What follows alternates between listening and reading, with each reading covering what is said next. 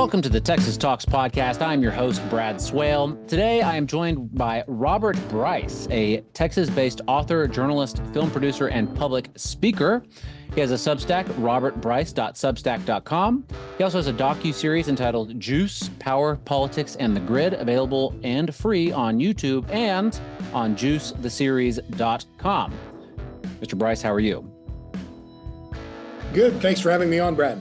I appreciate you being here. I'm excited to talk to you. It's summer, and people keep telling me that it's the hottest summer ever, or almost as hot as last summer, or next year it's going to be worse, or I don't know. And of course, grid, ERCOT, everything like that in Texas is all related. But let's start with the basics. I did a little bit of an intro there. Can you give us a little bit more background on who you are? Why are you so focused on energy? Sure. Well, again, happy to be with you. Well, a long time ago, I wrote for the Austin Chronicle, and there was another writer there who said, "What you don't pick what you write, it picks you." And I think there's some truth to that. That for some reason, the energy and power sectors chose me, and I've been doing it for more than 30 years, writing about energy and power. I've written 6 books. My first book was on Enron. My latest book is called A Question of Power: Electricity and the Wealth of Nations. And now this year I'm actually in Chautauqua, New York. I gave a speech here this morning. I have another tomorrow morning. I make my living now as a public speaker, but I still consider myself, I am in fact a reporter. That's what I do. I report on what's going on in energy and power, and as clearly and truthfully as I can, and consider myself to be incredibly lucky to do what I do. Yeah. I mean, just looking through, getting ready for this, looking through all the stuff that you've written. I mean, you cover it a lot, and I think it's very informative. So I encourage people to certainly check you out. So, the grid, electricity, power, I think it's a little bit more. People sort of think about that stuff, and, are my lights going to turn on tomorrow when I flip the switch, when I wake up in the morning? Is my Sure. white noise that helps me sleep, is it going to last through the night? That sort of thing. Simple stuff. But I think that you make the case that it's a lot more than that. Can you explain why it's more than that, and sort of how it's directly tied to the wealth and success of modern nations and cultures? Well, sure. And a friend of mine named Todd Moss, who's does a lot of work in the energy field. He runs a group called Energy for Growth Hub, and he said there's no such thing as a low energy, high income country. You can't be rich and use only and not use energy. Energy and wealth go hand in hand, and more particularly electricity use and prosperity go hand in hand. Economic growth drives electricity use, and electricity use drives economic growth. And that's been the focus of a lot of my work. In fact, both of them are the documentaries that I've worked on, co-produced with my colleague Tyson Culver.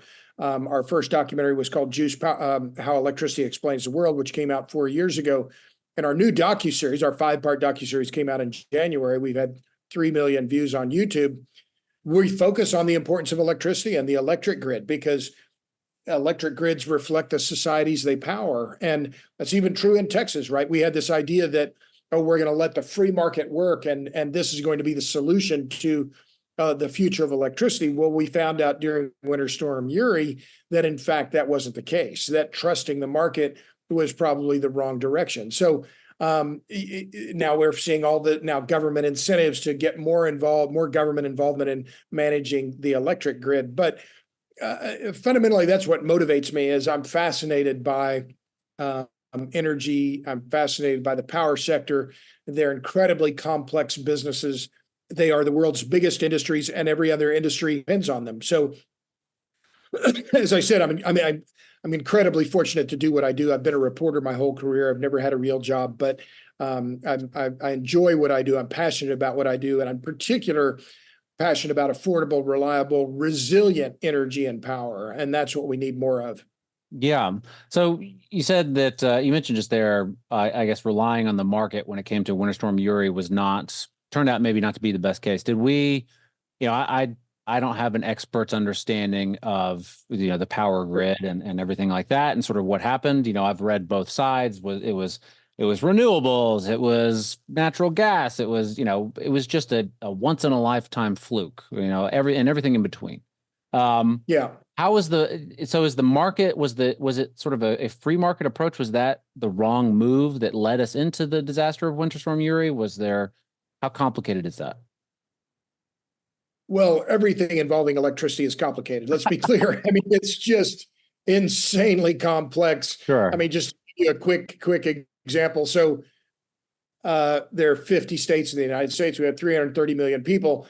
There are over 3,000 different electricity providers in America, about 800, 900 co-ops, 2,000 publicly owned power companies like Austin Energy and Austin, a city-owned utility, 180 investor-owned utilities. Then you got the government entities like TVA and Bonneville Power, et cetera. So an incredibly complex set of generators and providers. Then you have the state public utility commissions. You have the RTOs like ERCOT and the New York ISO and Cal ISO, and so and it's just incredibly complicated, the whole system. But back to more your question about Texas. There's this is partly the legacy of Enron. And my first book was called Pipe Dreams. It was on Enron. It was published 22 years ago. And Enron, of course, and Ken Lay were great promoters of this idea of restructuring. That was the word that Lay used instead of deregulation. We'll just let the market decide how the electricity system works. Well, what happened after Winter Storm Uri? Everyone said, well, the market failed. Well, and well, who's responsible? Oh, no one is responsible. And that was the problem that we're seeing after Winter Storm Uri, that the buck didn't stop anywhere. Now, am I in favor of monopoly utilities? Well, maybe we would have had the same kind of failures if we'd had monopoly utilities in Texas. Maybe not. We can't test that. But what we know is that there's no accountability in a system like what we've created where, oh, the market's not going to work. Well, if the market fails and we don't have enough power, people die. That's a bad outcome. So I think we have to be very clear about how we make our electric sector more reliable and more accountable. And that's a bigger and bigger issue now as we see more and more blackouts occurring across the country, prices going up, and a lot of bad incentives for more weather-dependent generation forms like wind and solar. Yeah. So, I mean, that I think that's a great segue, which you did wonderful sort of teeing up for me. That wasn't on purpose. I think this worked out perfectly. Politics and energy, they are getting more and more intertwined. And, as you say, people dying if the grid fails, that's a really bad outcome. And having some sort of backstop or accountability, I think, is important. But it seems like they're getting more and more entwined, both on the state level, local level, certainly a national level. Is politics and energy, is that a match made in heaven? Is it a disaster waiting to happen? How should we look at that? Well, I beg to differ a little bit with your thesis there, Brad, because I think politics and energy have always been closely intertwined, right? This is the nature of the business because energy is so important to society. So let me just dial back. Let's go back 100 years roughly to the age of Samuel Insull, who was the great. I mean, now in many history books look unfavorably on Insull, who was the head of Midwest Utilities, which was the big electric holding company prior to the Depression. And he was vilified because of his monopoly. And he made his money really with Commonwealth Edison in Chicago to begin with, and then expanded. But he really expanded the electric grid to make it more reliable and more affordable. But he also understood the need for regulation to make sure that he continued to hold what is a natural monopoly, right? The electric sector, it doesn't make sense for every person to have a different generator and every house to have its own electric wire. It'd be chaos if you tried to have too many utilities operating in one town. So you have one utility that the government regulates at whatever level and say, you have a natural monopoly, treat your customers fairly and we'll regulate you. And that was what a deal that Insull saw as essential to help him grow his business. So this has always been the tension between how much regulation is enough and how little is too little, right? So it's not a new phenomenon. But now fast forward 100 years since Insull, we have the Inflation Reduction Act, one of the most misnamed pieces of legislation ever passed in American history. And it gives all of these incentives, which will amount ultimately, unless the thing is reformed, to over $1 trillion in incentives for wind and solar build-outs in America. Well, those are the wrong incentives. Why aren't we? But why are we? So instead of looking at the entire system as a system, which is key, what Congress has done is essentially take a fire hose of cash and tell the developers, well, go build anything you want. You can get an incentive, hydrogen, carbon capture, air capture, or whether that area needs it or not, here's the incentive, go do it. Well, that's just, to use a technical term, total bonkers crazy town. So we've got, this very political approach without any sensibility about what is going to help our energy and power systems become more affordable, resilient, and reliable. So I fear that we're going to waste not just a few $billions, but hundreds of billions of dollars on malinvestment on things that are going to do the opposite of what we want, which is making our systems more affordable, more resilient, and more reliable. Yeah. So, you mentioned the Inflation Reduction Act. There's a, Green New Deal. I think the government subsidizes energies of all kind, not just wind and solar or renewables. I think they subsidize other kinds as well. Can you go into a little bit like what the second and third order effects of these types of policies are for, when you subsidize, whether it's wind and solar or natural gas, what does that do to our energy grid, our how much money we spend, that sort of thing? Right. Well, sure. So I wrote a piece on my Substack, robertbryce.substack.com, about this very issue and using data from the federal government. In fact, from the Energy Information Administration, solar last year, let me see, it was in 2022. When you measure it on a per unit of energy basis, solar energy got 302 times federal subsidies, more tax credits than what was given to nuclear energy. So, and it got 136 times more than oil and gas on a per unit of energy basis. So, what Charlie Munger, the late Charlie Munger, said, show me the incentive and I'll show you the outcome. Well, you get what you incentivize. So these tax credits at the federal level for wind and solar are, frankly, totally outrageous. We're told over and over and over again on repeat play by the climate activists and others that, oh, wind and solar are cheaper. Well, if they're cheaper, they shouldn't get any subsidies then because they're cheaper. But instead, solar is 300 times more in terms of subsidies than nuclear, and wind is getting 136 times more than oil and gas. Well, something is wrong here. And what this is, I think, unfortunately, a symptom of this climatism and renewable energy fetishism that has overtaken and overwhelmed environmentalism in America. Environmentalism in America, I wrote this piece just a few weeks ago. Environmentalism in America is dead, and it's been replaced by climatism and renewable energy fetishism. And those are the things that are now undermining the integrity, resilience, and reliability of our energy and power networks. Yeah. So I think you also wrote a piece about negative prices for natural gas that just recently, which reminded me of the negative prices for oil, which happened during the pandemic. And I think that was in Texas, right? So, is that Yeah.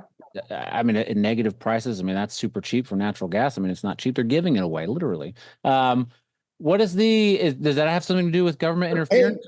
They're paying the producers on May 6th of this year, the gas producers that were sending their fuel through the Waha hub in Pecos County, Texas, were paying $2.72 per million BTUs to get rid of their gas. So not only were they not making money on their gas, they were paying to get rid of it. Because why? There was too much gas flowing into the Waha hub and not enough capacity to take it away. So, as you mentioned, for a short time during COVID, you had a similar situation. I think it was at Waha. Waha is where a lot of pipelines come together. It's another trading hub like Henry Hub in Louisiana, or in Europe, it's the TTF hub in the Netherlands. But that's where pricing is determined, right? It's a benchmark at that location on those given days. But yes, I mean, an anomaly, but it's a reflection of the fact that the Permian Basin in West Texas and eastern New Mexico is just producing such vast amounts of hydrocarbons. It's overwhelming the availability of the infrastructure in the region to move it to market. Yeah. So, going back to sort of renewables and government subsidies and everything like that, this is very generally speaking, of course, the left, Democrats, progressives, whatever, want a lot more renewables, and the right, conservatives, whatever you want to call them, are more focused on natural gas, maybe coal, I don't know, but carbon based, right? But Yeah. there's this third option called nuclear, which we've all heard of, which I know I'm not an expert. From what I understand, it's pretty clean and very efficient. Why isn't that part of the discussion, or why aren't more people talking about it? Why is that sort of I don't know, the ignored stepchild of energy? Sure. Well, the conversation around nuclear is changing, and in fact, I think I saw the headline this morning.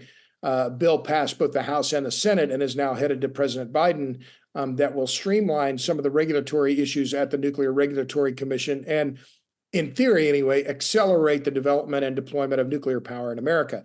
But let me build on that by just backtracking just a minute. I don't call these energy forms renewables. I don't call them green. I don't call them clean. They're alternative energy. Those Okay. clean, green, renewable, those are marketing terms. So it's alternative energy. It's alternative energy to hydrocarbons and nuclear. And this has become very popular, and they've gained a lot of traction in the public sphere by these marketing terms. Oh, we're clean, we're green. Wind and solar may be renewable, but they're not green. Why? Because they require too much land. And this is the key part of this whole discussion that really is the focus of a lot of my work. And I've done this now for more than 15 years, tracking the number of projects that get rejected or restricted.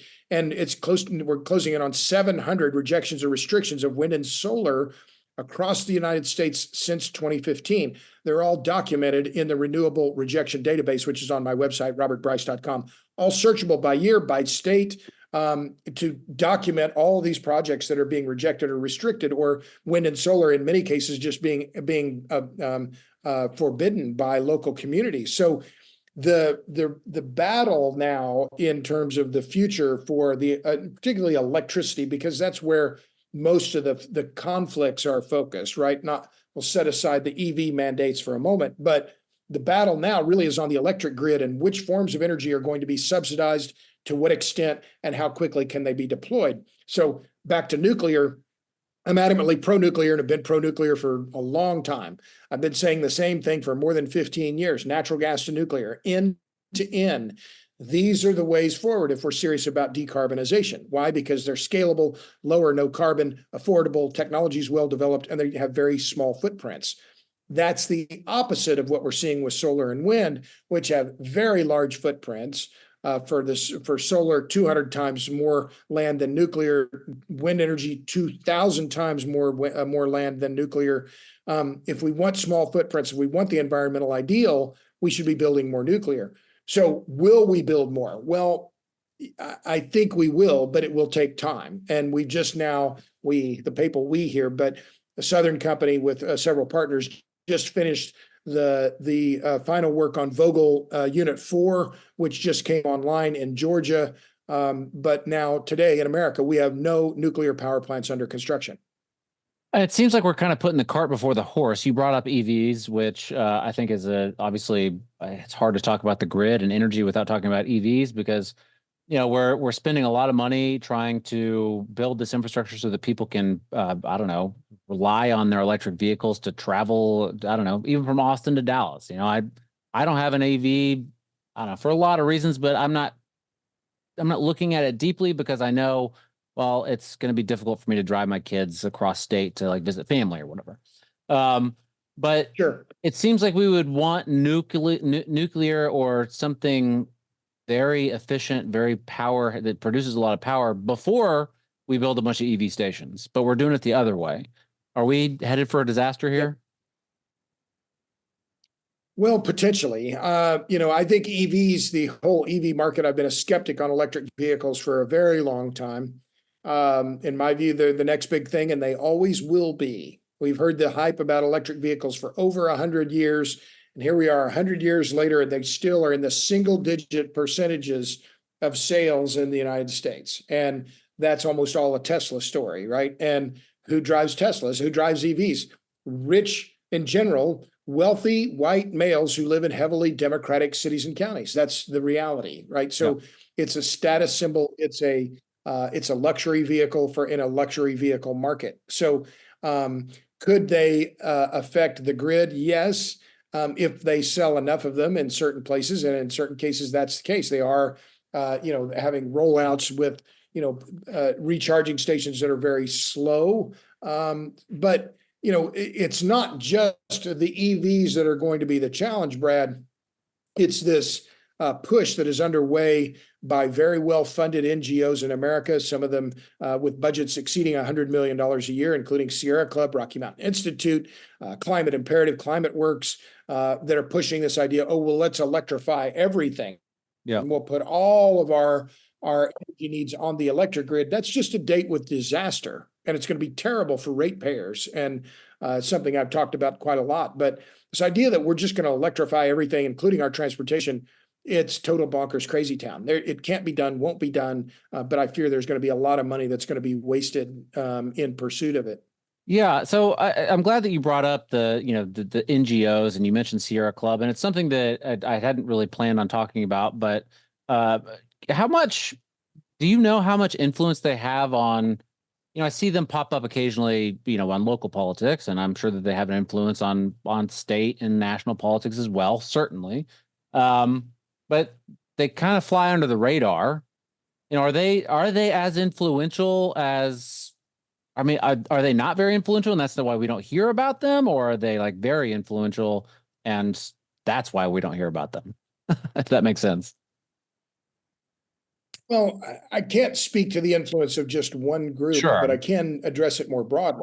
please. And so That's what I I call it meant. the Yeah. NGO, the NGO corporate industrial climate complex. I mean, these are a very large number of interconnected groups with interconnected funding. I've done the calculations, their annual budgets. The top 25 climate-focused NGOs in America total something on the order of $4.7 billion a year. So, we hear all this crap. I mean, it's just unadulterated garbage that, oh, the fossil fuel industry is having so much effect on policy and the rest of it. It's just wrong. And their budgets for groups like the American Petroleum Institute, American Gas Association, others like them, the pro-hydrocarbon groups, and the pro-nuclear groups like Nuclear Energy Institute, their budgets are dwarfed. I mean, not by a little bit, but by a factor of at least 4 times by the budgets of groups, including the Sierra Club, Climate Imperative, Climate Works, Environmental Defense Fund, Natural Resources Defense Council, Public Citizen is a smaller group, but groups like that, League of Conservation Voters. These are massively funded groups who are, and their efforts to, affect policy, they are very effective, and you give them credit. But let's be clear about who they're in league with. And they're in league with big banks, big law firms, and big business to force feed alternative energy into the American electric grid and promote a lot of weather dependent generation that I think is ultimately bad for the ratepayer and bad for the grid. But they're effective in their messaging and in their policy making. So give them credit. But I think that they are, in fact, and I will say it very clearly, the enemy of the average consumer, and the enemy of the average ratepayer. Okay. Well, I mean, I find it difficult to sort of follow everything that they do. So I appreciate you sort of, I don't know, giving us the 3,000 foot view. Sure. What is let's bring it back to Texas a little bit. It's happening now. Sure.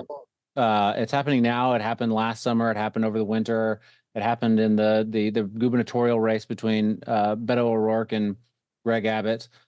It seems like since Winter Storm Uri, traditional and social media sort of goes wild, claiming that ERCOT is this close to failing. It's just right around the corner.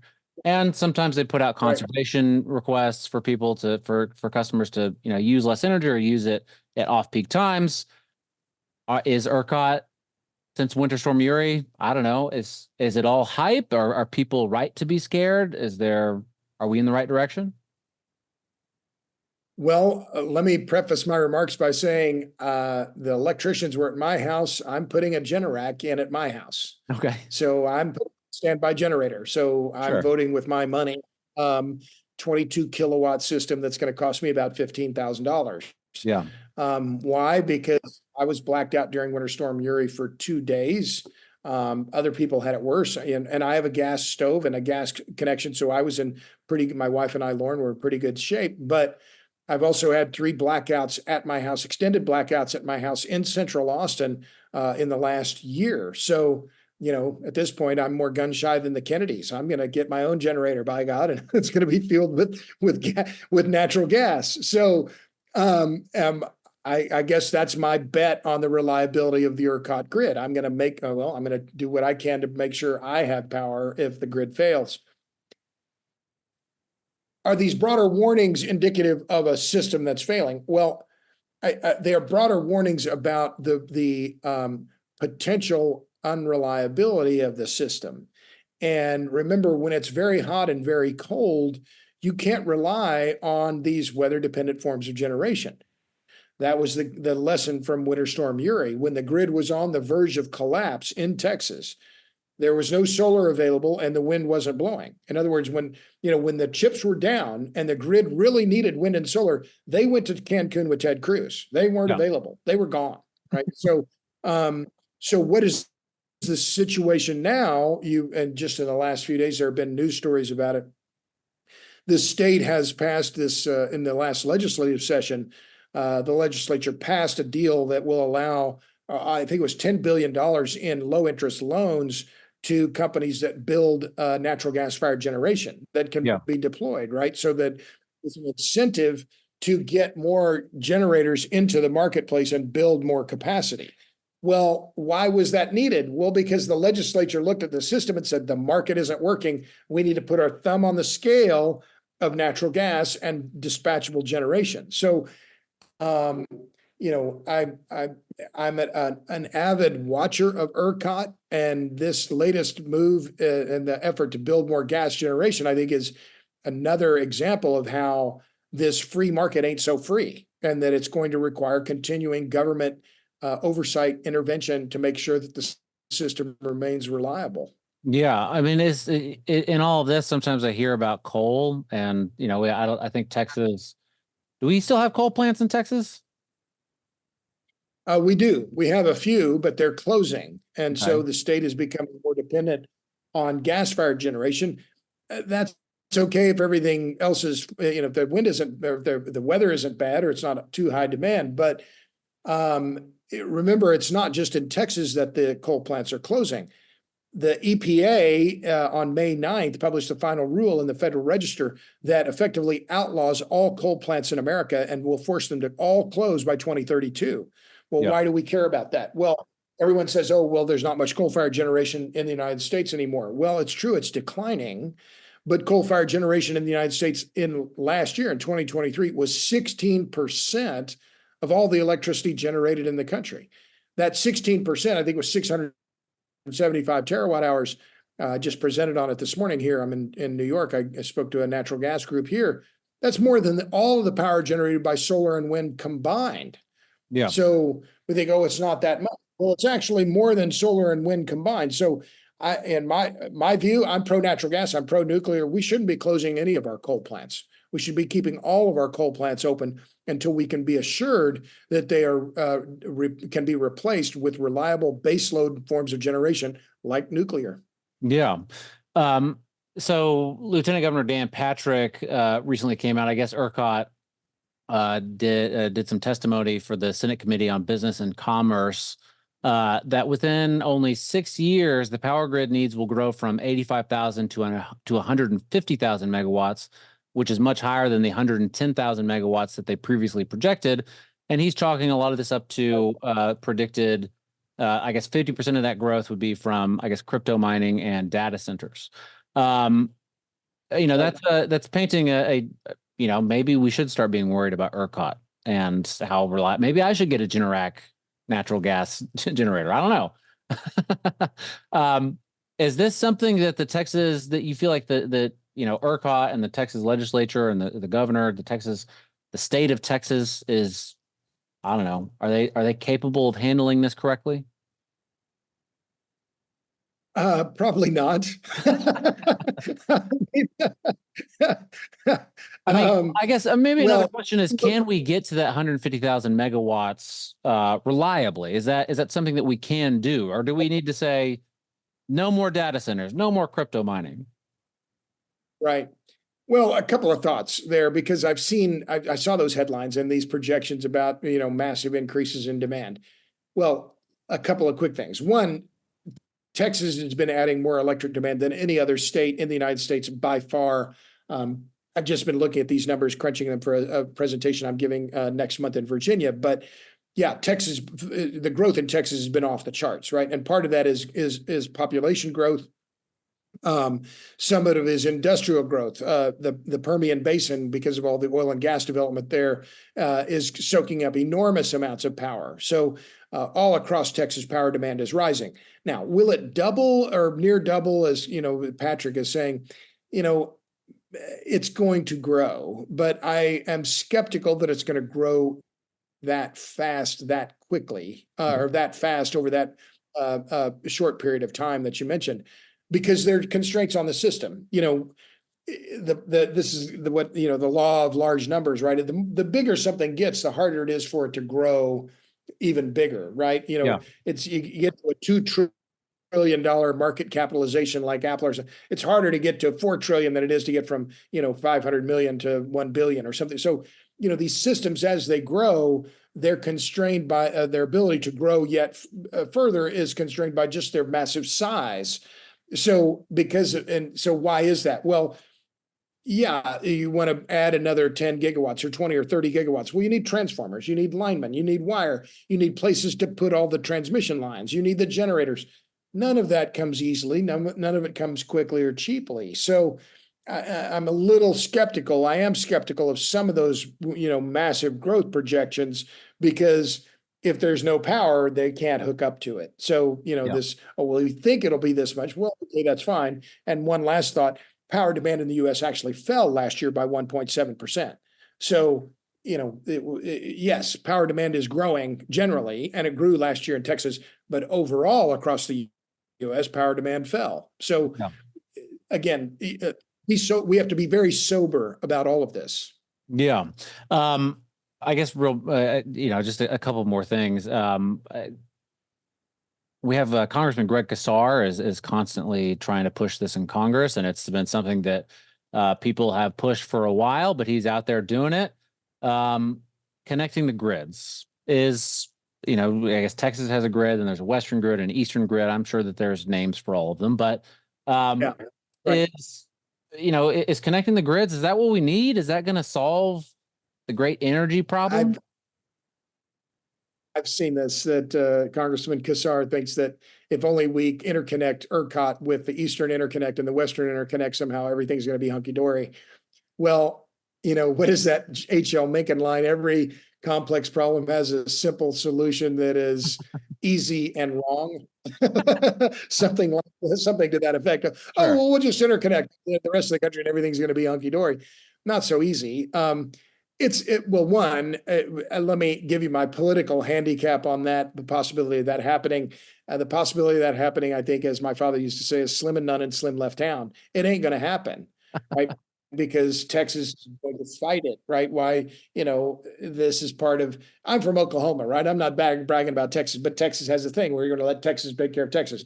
Yeah. The issues with the grid in Texas have nothing to do, nothing to do with the fact that it is effectively an island grid. We have some interconnection with the other grids in America, but they're very small, right? We produce and consume more electricity than any other state in the US by far.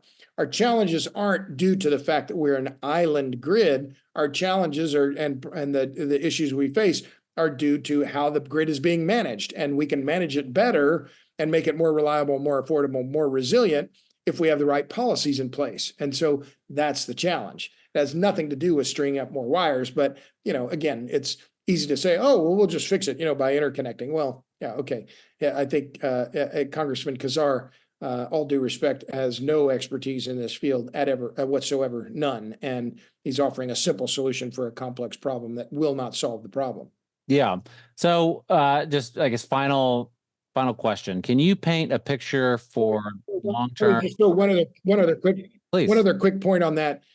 During Winter Storm Uri, this idea, oh, if only we'd been interconnected with, Oklahoma or Kansas or, Louisiana, we would have been fine. No, wrong. They didn't have power spare. They were using all the power they could get as well. Yeah. So during these periods of crisis, the interconnections aren't going to help you, because this is the same situation in California when they had rolling blackouts a few months ago. There was no ability to import power from Arizona. It was hot in Arizona too. They said, we got our own problems. We're not giving you any of our juice. So this idea that, if we just interconnect, everything's going to be fine, it's just wrong. Yeah. It's Winter Storm Uri didn't, come into Texas and then not cross the borders, right? It was all over the place. Exactly. So can you paint a picture long-term for Texas and the U.S. if we don't make any, just on the path we're going? We don't, management kind of stays, I don't know, not perfect, not the worst, but just sort of where it is, and the Green New Deal and net zero and all this other stuff. What's it look like for us?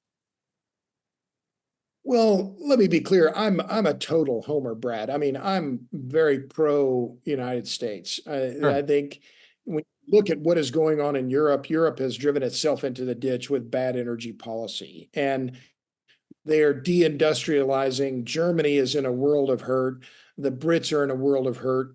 They're going to adopt new nuclear more quickly than the U.S. will because of necessity. They're short natural gas. They can't build all the wind and solar they claim they want to build because there's so much opposition. So the U.S., for all of its faults, and there are many of them, and we could spend a lot of time talking about them, we're still the best house in a bad neighborhood globally.